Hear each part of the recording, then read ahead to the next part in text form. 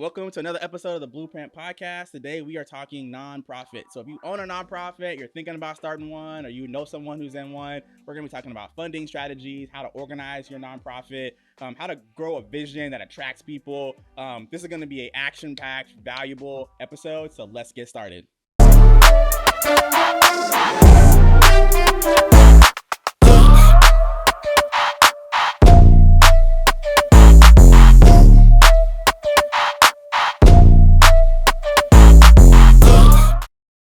Well, welcome, man. We got Mr. Sebastian Sanders. Yes, sir. How you doing, man? Yes, sir. With Sanders Hand, nonprofit here in Houston. Yep. I'm gonna let you introduce yourself. So go ahead and tell us who is Sebastian, Yeah. what's your organization, and let's get into it. Yeah, my name is Sebastian J. Sanders. I'm the executive director and founder at Sanders Hand. We are a nonprofit organization focused on teaching at-risk youth business and financial literacy training through our Young Billionaires Club program, and then putting our kids through the on-the-job training through our Young Billionaires Club thrift store. Man, love it. Man, that's a elevator pitch right there, y'all. That man is practiced, polished. I love it. Bro, this is so exciting because there are, here in Houston, Black excellence is at its finest, right? Yeah, a lot of definitely. people in high positions of government, businesses, nonprofits, people who are doing their craft at a high level. And so I just researching you, I just love your professionalism. You do things at a very high level. And so, I just really kind of just want to give you your flowers on that. Just, publicly and let people know, hey, this is a man who's doing it the right way. Yeah. And so if you want to start a nonprofit, follow him. We'll have his information in the description. So let's talk about Young Billionaires Club. Yeah. Because that's kind of the activation of Sanders Hand. That's where you guys are doing a lot of initiatives. Yeah. So, what is that? The Young Billionaires Club is a business incubator program for students to learn skills that they don't get taught inside the classroom. Okay. And we focus on at-risk children in impoverished communities because a lot of times those kids don't have the resources and the luxury at home to learn what they need in order to improve the quality of living. Mm-hmm. And so with those kids, my whole idea and the strategy of the Young Billionaires Club program is preparing them for life after high school. Mm-hmm. So focusing on ages 12 to 25, which is your middle, your high school, and your early college. Those are the years you're trying to find yourself. You're trying to figure out what you want to do, what's your passion. Yeah. And so it's important that we grab the kids at that moment is because we can change them before they graduate and get a little older and get stuck in their ways, because we all do that at some point. Yeah. And so our program is designed to teach business, entrepreneurship, marketing, financial literacy, supply chain, all of those elements that you can take not only to be an entrepreneur, but go out and get a trade, go to college, go to the military, whatever you want to do, but prepare you for life. And so our kids come in, usually about 6 to 8 weeks, they learn throughout the program. They graduate out of the program, present their businesses, and then our older kids are allowed to come work at the thrift store. Okay. And so they come work at the thrift store where they get the on-the-job training. So we're not your typical financial literacy program because you see a lot of that in our Black community. Yeah. We give our kids the information. We give them the opportunity to get funding for their vision. But we place them in a setting to, go work at the store. And this week you're a sales manager. How can you increase the sales? How can you increase the marketing? All of that stuff. That way they can apply what they learn and actually be activated. Man, that's awesome. Y'all going to see on the screen, I actually got to check out y'all's thrift store. I bought some clothes. So y'all going to see some B-roll footage of kind of my experience there. So y'all kind of visualize. What's A-Leaf, right? Yes, sir. Southwest Houston. Yep. There it is. So let's talk about the story behind the name, right? What was kind of why the name Young Billionaires Club? Yeah, a lot of people don't know. When we first started the organization, our first program was called Define Success. Okay. This was like 2018. We were just trying to teach kids how to define what success looks like to you. Mm-hmm. And so I realized when we first started the first program, we didn't really have infrastructure, didn't have any operations. Honestly, didn't even have a vision. We were just doing stuff, to be honest, freestyling everything. Yeah. It wasn't until I started to get deeply into the nonprofit industry and I got trained, I realized we needed to change our strategy, but we needed to create something for the kids, by the kids. Because a lot of times nonprofit owners and founders, we try to go and create a program that we think the kids are going to like, and we haven't spent no time. No market research. No market research, no community, nothing. So I spent my first year and a half when I started the organization in college. We were just volunteering with other organizations. Mm-hmm. So I really got to see the demographic that needed our help and what they needed the most. Nowadays, with technology and all these resources, every kid wants to learn, how do I make money? Every kid wants to be rich, right? Yeah. But they don't know the proper way to go about that. So we found the need. We knew what the kids wanted. It wasn't until 2021 after I finished this training, and I never forget this. I think I woke up, and I get my best thoughts in the middle of the night when I wake up, and it hit me. It was like Young Billionaires Club. I took Billionaires Boy Club, the clothing brand. I kind of took that and spent it off into the name of the program because when kids see it, I want them to be attracted by it. I want them to be like, oh, what's that? I want to be a young billionaire. And that's really how we got the name.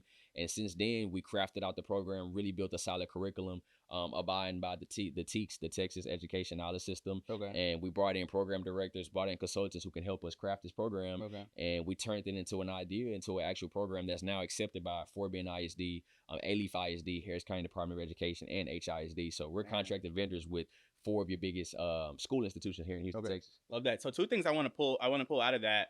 Number one, if you're starting a nonprofit, I want you to understand that your nonprofit is going to go through iterations. So you talked about your first version, right? Yeah. I think a lot of times we have an idea and we're trying to create, like, that's our masterpiece, our life's mission. Yeah. And the reality is you're probably going to go through 3 or 4 different iterations, different names, different versions. And so really, like, allow yourself to treat, if you're first starting out your nonprofit, or if you're a couple of years in, recognize that, like, this is a learning opportunity for you, right? This isn't necessarily the end goal. You're not trying to reach a mountaintop. You want to constantly be learning and growing, which is like what you said. I mean, when you first started off, you didn't have any structure. You didn't understand operations. A lot of nonprofits don't have their stuff together on the back end. Which is like, you may have a great vision and you might be wondering, why is nobody, seeing the vision? Why is no one donating? Why? Because maybe there's some things in the back end you got to fix, right? So you also talked about hiring consultants and like being able to invest into your nonprofit and think of your nonprofit like a business, being able to, like, if you were running an actual business, you wouldn't just be like bootstrapping everything, right? You're going to find some way, at some point you got to invest if you're actually a serious business owner. So I just want to, like, point to the 2 things that you guys did. And the byproduct is that the people who have the resources and the funds will respect you. Most because definitely. you've done the work. So now some of the biggest school districts in, the Houston metro area are now vending with you because of the work that you guys did. So thinking about how can you invest into your nonprofit, into your business. What was one of the most impactful things that you made in terms of an investment into your nonprofit? That's a good one. I would say 2 things. First, it was the training I did a few years ago with Crystal Chanel. She's the executive assistant to Trader Truth. Okay. She also runs his foundation and his nonprofit organization. Okay. She does, like, annual trainings. The best training I ever paid for, because she taught me you have to figure out how you're going to actually serve these kids.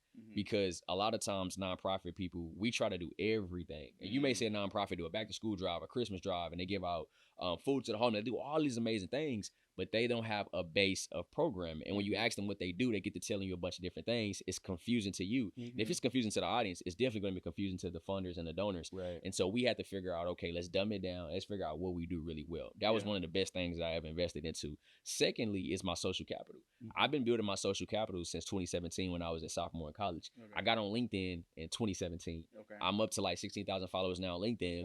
When I tell people 16,000, I'm like, oh my God, but they don't understand. I get most of my business, 85% of my business comes from LinkedIn.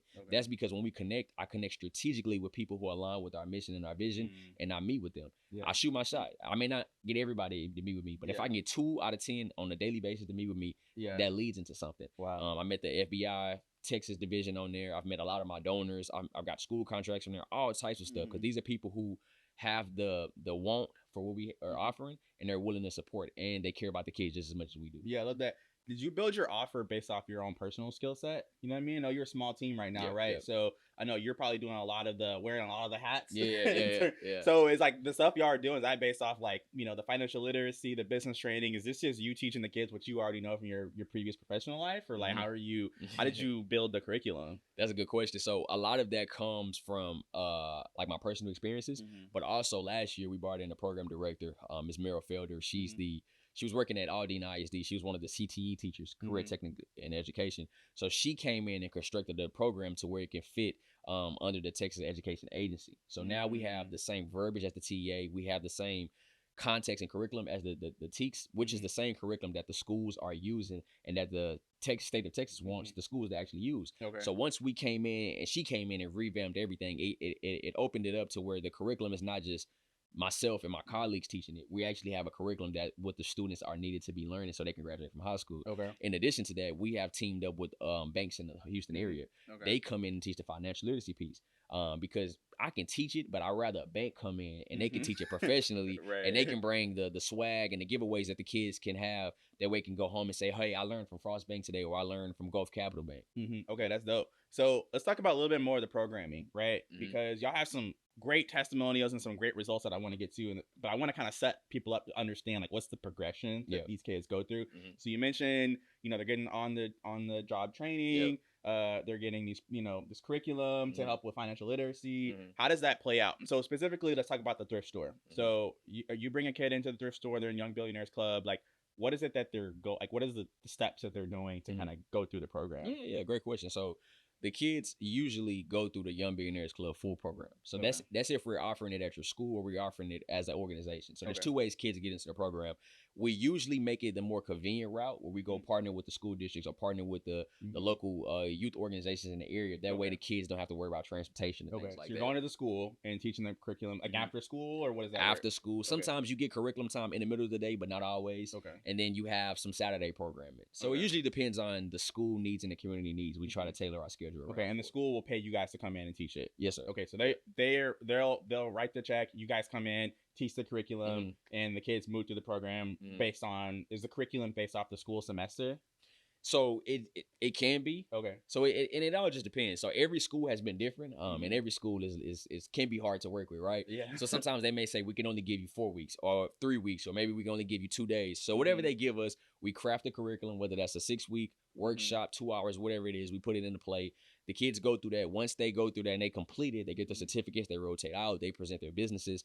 I connect with the parents. Hey, your child has been through the program. They have an opportunity to actually become work at the store. They can earn a paycheck and also extend their learning. This excites the parents and excites the kids because now we're not just coming in as a program where they may not see us ever. And that's a lot of times that happens with the youth, and especially when you're working with at-risk youth, they need somebody that they can look at as a mentor, a big brother, big sister. And for us, we want to extend that. And that's what the store does. It extends it. So they go through the program, they come work at the store. Right now, we have one student successfully since we opened the store, which of last year. She came through the Young Billionaires Club Summerfest with Alif last year. She spent, I think, the whole summer with us. Her mom brings her every month to come work at the store. So she's went through all transitions of the program, and she's a byproduct of the program in the store. Okay, got you. And like, I guess kind of what's been her transformation? I mean, you can say, hey, who she was before she started the program, who she is now. Like, when I first met her, she was a bubbly young student, very exciting, and I think she's now going into the 9th grade. But me and her mom talks about she has more confidence in herself. She knows how to articulate her words a lot better, and she wants to work. She wants to make money because at first she didn't truly understand the meaning and why it's so important. But now she's went through business, she's went through the entrepreneurship. Now she's working at the store. She gets a paycheck. The thing that touched my heart is she's so responsible. When she gets her paycheck, she's tithing. And her mom says she's tithing, and she was like, because of you and your organization, my daughter is allowed to do this. And when you're cutting the check and you're doing that, you don't think that child is going to go tithe, right? You don't necessarily, you think they're going to go do something else with it. And her mom said one of the first things she did is she tithed. And so for me, it inspires me to do what I can in my power to make sure that I continue to give my organizational resources so we can get more kids like her who went through the whole transition, and now she's tithing at her church, and she's only in 8th grade. Man, I love that. I love that. And even just the values that teaching them values that even supersede financial literacy. But like, how do you want to live your life? Who do you want to support with the money that you make? I mean, all those things, you open up a line of communication for those things. When there is resources, there's the opportunity to kind of have those conversations. I think something that I really have gotten have prioritized is social enterprises, businesses that fund nonprofits. Just as a simple for those who don't know. So how would you describe the thrift store? Is a thrift store a social enterprise, or is it just a program within the nonprofit? I guess, how would you describe that? I think it's a mixture of both. Because the program element is when the kids actually go there and actually learn. So it's on the job training. It's a digital hub, but also I would say it also has that social enterprise because every customer that comes through, everybody that donates, they are helping us empower at-risk youth, through their purchases. Would you say that more nonprofits should have an element like that in their nonprofit, or is it just kind of unique to you guys? I think everybody should, especially as a nonprofit, because you got to look at how do you fund this organization. The average millionaire has 8 streams of income. Your organization, your business needs to have 8 streams. The problem with most nonprofits, we phase out within 3 to 5 years because we relying on grants. There's nothing wrong with it. We working for grants every day, but the problem becomes when it's a slow season of grants. That relationship that you may have with the grant manager, they may have moved on in their career. Things change, right? The economy changes. And so I think every nonprofit who is serious about being a actual nonprofit, and I always remember a nonprofit is a tax status, not a business model. Just because I'm a nonprofit doesn't mean I need to act like a nonprofit or operate as such. We have a complete business model to what we do. So the store was me taking my previous career with Pepsi, working as a sales manager. I took a lot of those elements because I worked in grocery retail chain where I was a sales manager and I oversaw the grocery stores.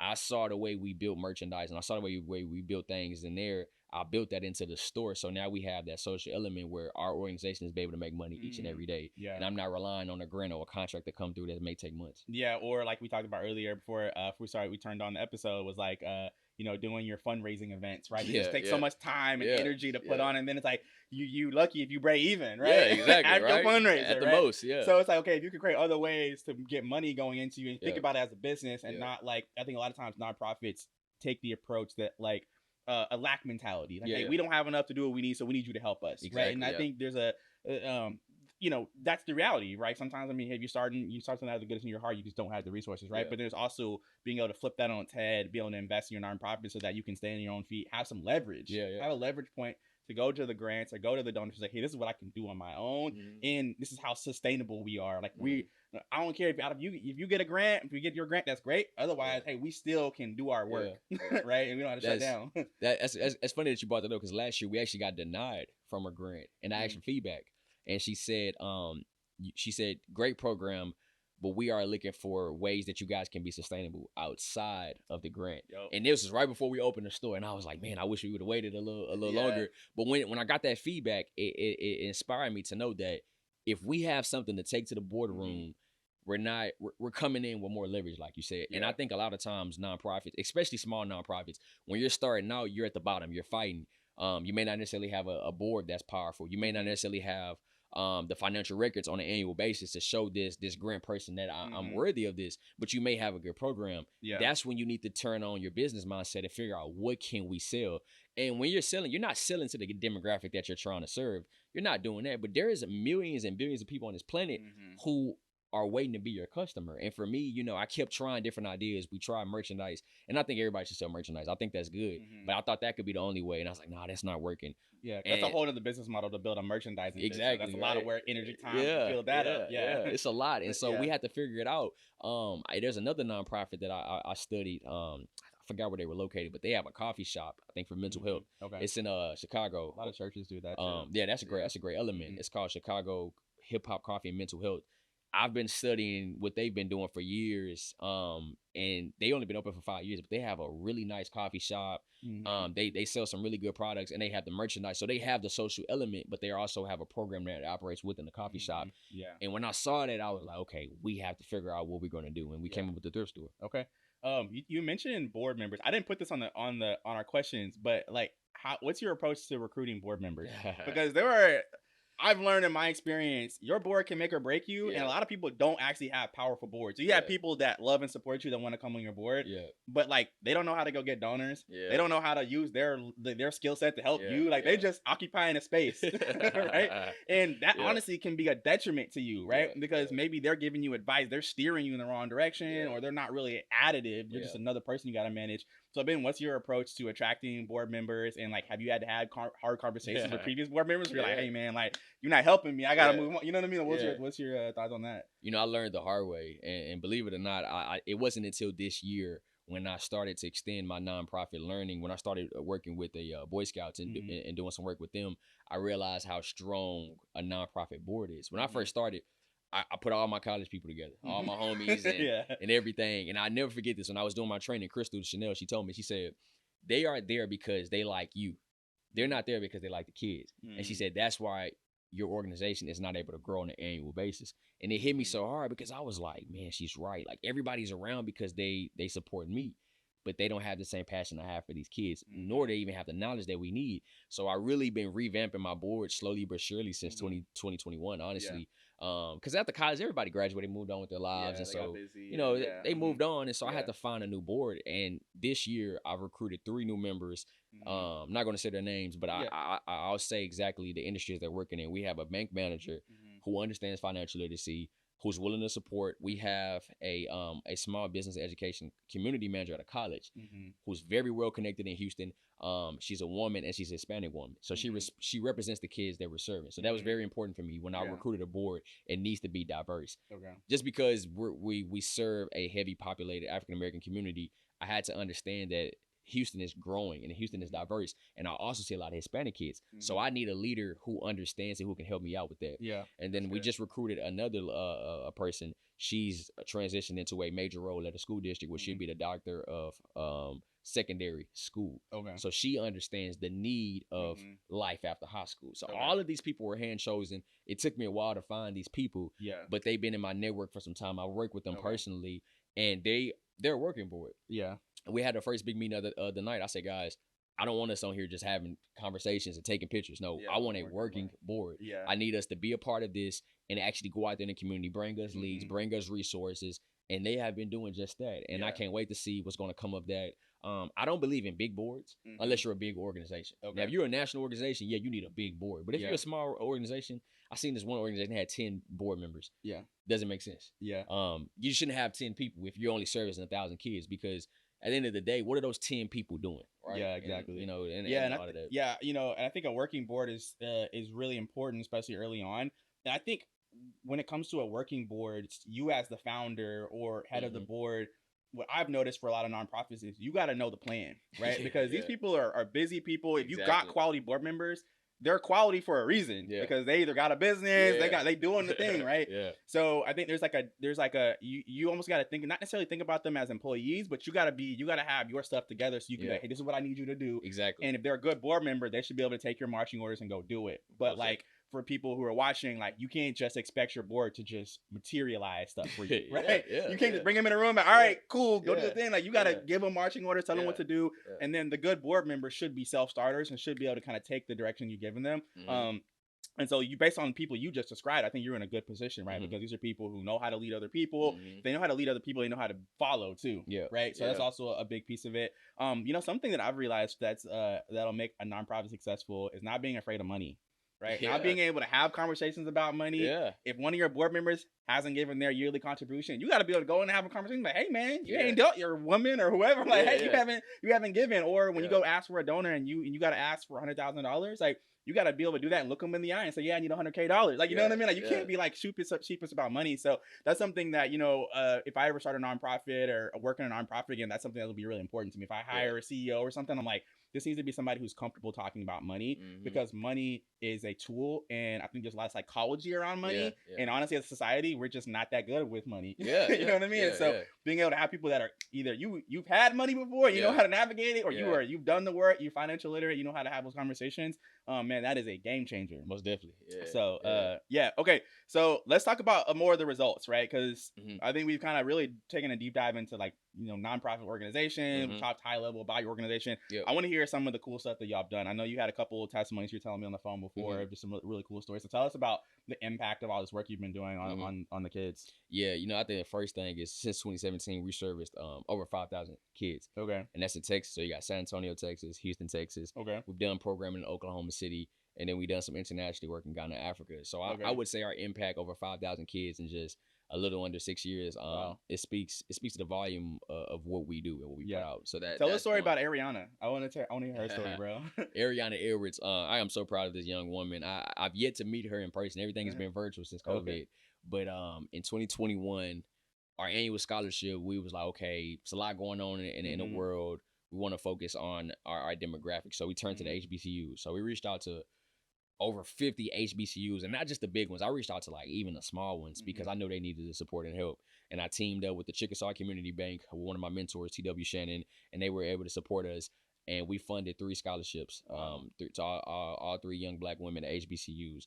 Ariana Edwards was the standout, and all 3 of them were great, but she was the standout because I read her application, and I was like, man, this is a great idea. And her brand is called Vaila Shoes, Vaila. And she creates designer shoes for women with larger foot sizes. And I loved it because, being in entrepreneurship, if you can identify a problem, you have to find a solution. She figured out a solution to a niche market. And that's the key to success. You got to find a niche market in business. And I loved it. And so I read it. I said, oh, yeah, she's number one. Right. And we awarded the scholarships. And I saw it. I just saw it. I knew. I was like, man, her brand is going to be big. I just knew it. And she got it. She got her scholarship. We set them up with my guy Keem in Dallas, where he does professional training for, like, careers. So we got the professional resumes. We took them through, like, some training and all that stuff. We gave them a lot of resources outside of just the money. Okay. I would say less than a year, I seen her brand just blow up. I think she graduated from college. I think she started to work a little bit, but then her brand just took off. She got into Macy's. She sells in Macy's now. Wow. She's been featured on Essence. She's been featured on BET, Black Enterprise. I think she's been in Forbes. I mean, I follow her on LinkedIn, and I can't keep up with everything because every time I see her, she's doing some major work.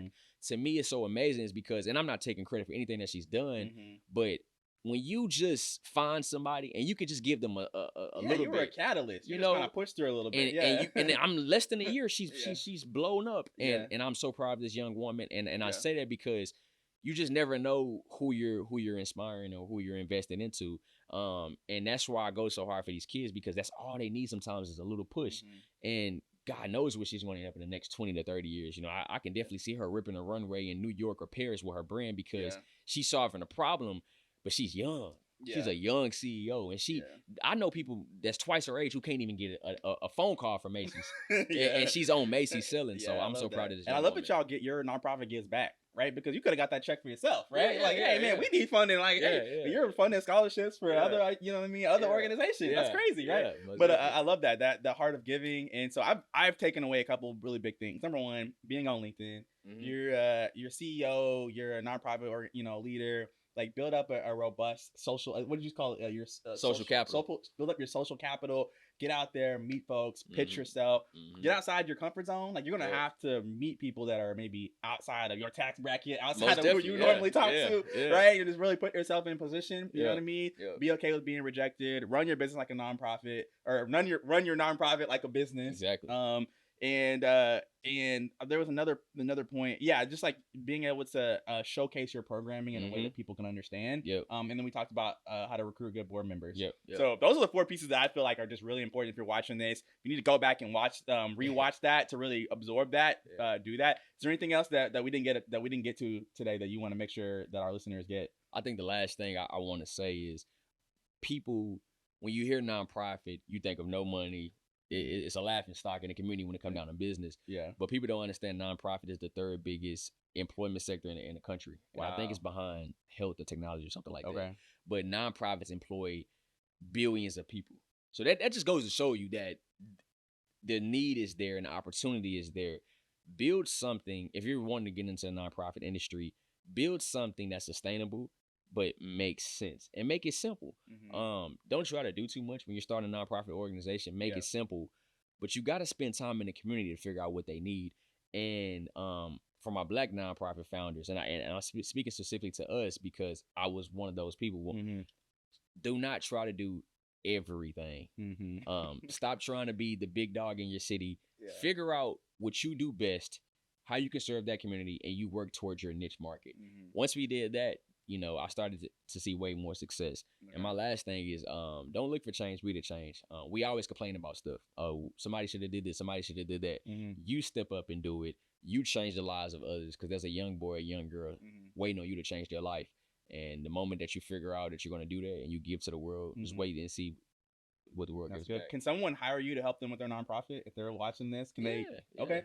Most definitely. I do offer nonprofit consulting. And, if that's something that you're interested in, so please reach out to me and we can definitely connect. Not just nonprofit consulting, business consulting as well. Okay, awesome. We'll have all the information for Sanders Hand, Sebastian, Young Billionaires Club. All that stuff will be in the description. So feel free to spend some time just surfing through everything that this guy's doing. And if you want to start a nonprofit, really take the time to absorb this information. Don't just think of it like, oh, I just learned something new. Like, really take action, take massive action, do the thing.